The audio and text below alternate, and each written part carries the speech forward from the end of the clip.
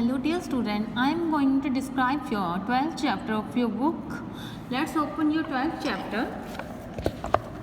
जानवर कब पैदा हुए। आज हम इस कहानी के बारे में पढ़ेंगे जो कि प्रिय इंदु ने लिखी है।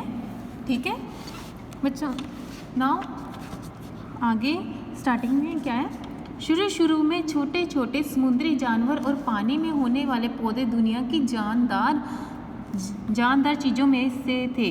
वे सिर्फ पानी में ही रह सकते थे, किसी कारण पानी से बाहर निकल आते तो जरूर मर जाते होंगे, जैसे आज भी मछलियाँ सूखे में आने पर मर जाती हैं। मतलब कि उन्होंने बताया, जब उन्होंने पूछा जानवर कब पैदा हुए, उसके बारे में जब स्टार्टिंग थी, जब जानवर आए थे धरती पे, उनके बारे में है कि तब समुद्री जानवर ज़्यादा होते थे।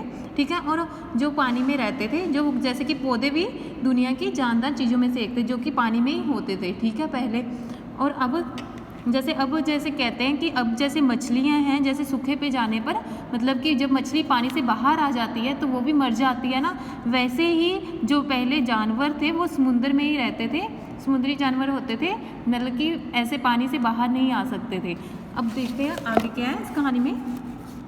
पानी के वे जानवर जिनकी खाल जरा सख्त थी, सूखी जमीन पर दूसरों से कुछ ज़्यादा देर तक जी सकते होंगे, क्योंकि उन्हें सूखने में देर लगती थी। इस प्रकार जिनकी खाल ज़्यादा सख्त थी, सूखी जमीन पर वे बढ़ते गए। सोचो कितनी अजीब बात है, जानवर धीरे धीरे अपने को आसपास की चीज़ों में अनुकूल बना लेते हैं। जैसे कि अब बताया गया इसमें, पानी के वे जानवर जिनकी खाल जरा सख्त थी, जिनकी खाल, जो पानी वाले जानवर थे जिनकी खाल मतलब उनकी चमड़ी, ठीक है, जो चमड़ी थी वो सख्त थी, पर सूखी जमीन पर दूसरों से कुछ ज़्यादा देर तक जी सकते होंगे। मतलब कि वो क्या होता था कि सूखी जो जिनकी सूखी मतलब कि जैसे सूखी धरती होती थी, जमीन मतलब धरती, ठीक है, तो वो क्या करते थे, कुछ ज़्यादा देर तक मतलब कि वो ज़्यादा देर तक रहते थे वो जानवर, ठीक है, जी लेते थे। ठीक है, और जिनकी जो रह नहीं सकते थे धरती पर, जैसे जिनकी चमड़ी खुश्क थी, वो क्या होते थे, वो मर जाते थे। इस प्रकार जिनकी खाल ज़्यादा सख्त थी, सूखी ज़मीन पर वे बढ़ते गए। सोचो कितनी अजीब बात है, जानवर धीरे धीरे अपने को आसपास की चीज़ों के अनुकूल बना लेते हैं। मतलब कि फिर क्या हुआ, जो जीवित रहे सूखी ज़मीन पर भी, वो क्या हुआ, वो अपने शरीर को उन्होंने ऐसे ही बना लिया, अपना रंग उसी के आसपास की चीज़ों के अनुकूल बना लिया, मतलब कि उसी की तरह ही अपने आप को बदल लिया। आगे है, तुमने देखा होगा ठंडे देशों में जहाँ बहुत ज़्यादा बर्फ़ गिरती है, वहाँ चिड़ियाँ और जानवर बर्फ़ की तरह सफ़ेद होते हैं। गर्म देशों में जहाँ हरियाली और पेड़ बहुत होते हैं, वे हरे या किसी दूसरे चमकदार रंगों के हो जाते हैं। इसका मतलब है कि वे अपनों को उसी तरह बना लेते हैं जैसे उनकी आसपास की चीज़ों, उनका रंग इसलिए बदल जाता है कि वे अपनों को दुश्मनों को से बचा सकें, क्योंकि अगर उनका रंग आसपास की चीज़ों से मिल जाए तो वे आसानी से दिखाई नहीं देंगे। अब क्या है कि बर्फ़ वाली जगह में हमने देखा है तकरीबन वहाँ के जो चिड़िया है या कोई भी जानवर है, वो क्या वहाँ पे वाइट कलर का होता है ना, ज़्यादा सफ़ेदी में होता है। और जो हमारे गर्म देश जैसे हरियाली वाला देश है, ठीक है, वहाँ पे हमारे यहाँ पे देखो कि है ना, वहाँ के जो जानवर हैं वो कैसे होते हैं, उनके रंग अलग अलग रंग हैं, जैसे जैसे कुदरती रंग है वैसे वैसे उनका रंग शरीर में है। ठीक है, वैसे अपने आप को उन्होंने अब चेंज कर लिया है, ठीक है, अपने आप को। ऐसे ही आगे है, इसलिए चीते का रंग पीला और धारी होता है, उस धूप की तरह जो दरख्तों से होकर जंगल में आती हैं। वह जंगल में मुश्किल से दिखाई देते हैं। ठंडे देशों में उनकी खाल पर घने बाल निकल आते हैं जिससे वे गर्म रह सकें। अब क्या है, जो चीते का रंग होता है पीला धारीदार क्यों होता है, क्योंकि जो हमारे देश में है, क्योंकि जहाँ पे गर्मी है वहाँ पे क्या होता है, धूप की रोशनी से और जंगल से टकरा के, जैसे घने जंगल से टकरा के वो क्या कहते हैं, वो रोशनी उन पर पड़ती है तो वो क्या होता है, उनका रंग चेंज हो जाता है। वो क्या है, चीते का रंग क्या हो जाता है, पीले और धारी बन जाता है। वैसे ही ठंडे देशों में जो होते हैं, ठीक है, उन पर क्या होता है, उन पर घने बाल आ जाते हैं जिससे उनके शरीर को गर्माहट मिले। ठीक है, आगे है, इस अजीब बात को जानना बहुत ज़रूरी है कि जानवर अपने रंग ढंग को आसपास की चीज़ों से मिला देते हैं। वे जानवर जो अपनों को बदलकर आसपास की चीज़ों में मिला देते हैं, उनका जीवित रहना ज़्यादा आसान हो जाता है, उनकी संख्या बढ़ने लगती है। हम ऐसे बदलाव जो हमारे चारों तरफ होते रहते हैं देख नहीं सकते क्योंकि वे बहुत धीरे धीरे होते हैं और हमारा जीवन बहुत छोटा होता है।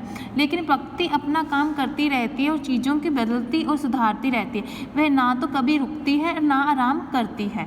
अब क्या है इसमें हमने आगे पढ़ा कि जो जानवर हैं वो अपने रंग ढंग को कैसे बदल देते हैं, जैसे उनकी प्रकृति है ना, वैसे ही वो अपना रंग ढंग बदल देती हैं। जैसे जैसे कहते हैं कि जैसे जैसे हमारा जीवन, जैसे हमारा जो जीवन है हमारा बहुत छोटा है, हमें तो पता नहीं चलता, पर जो प्रकृति है वो कभी रुकती नहीं, वो क्या है अपनी चीज़ों को बदलती रहती है समय के अनुसार।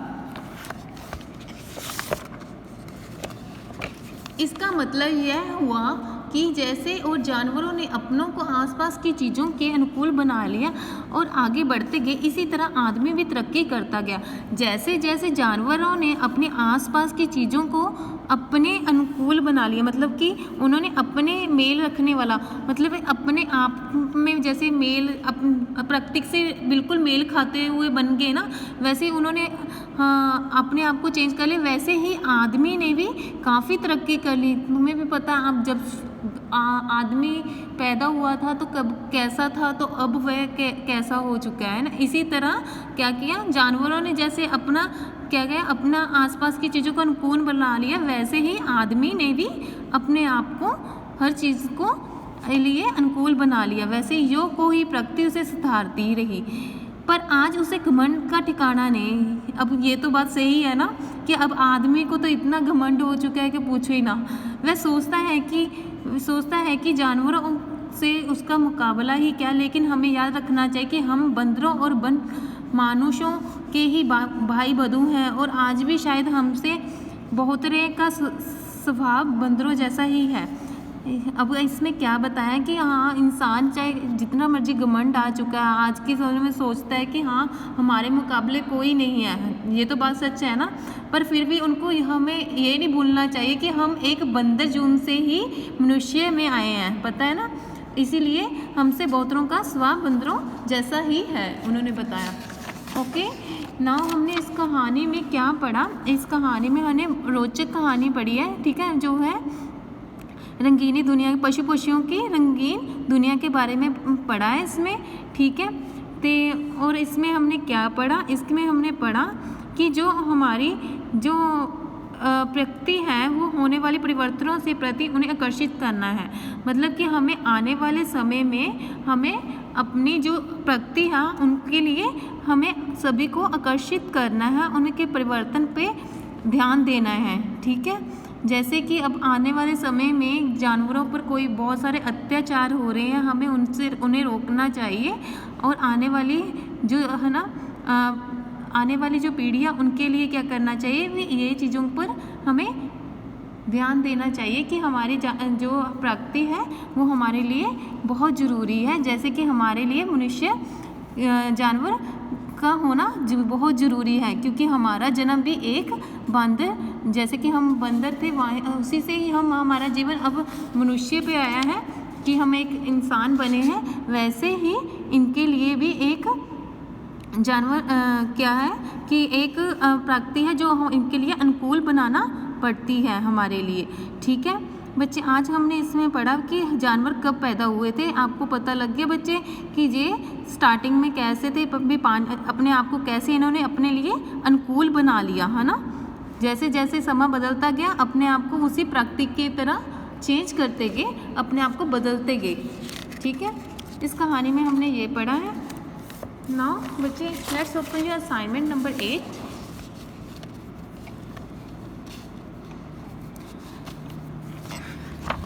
चैप्टर 12 जानवर कब पैदा हुए। जानदार जिनमें जीवन हो, अनुकूल मेल रखने वाला, धारीदार धारियों से युक्त, बदलाव, परिवर्तन, मुकाबला, बराबरी, खाल, त्वचा, दुश्मन, शत्रु, दरख्त, बड़े बड़े पेड़, तरक्की, प्रगति, बहुतेरे, अधिकतर। नेक्स्ट है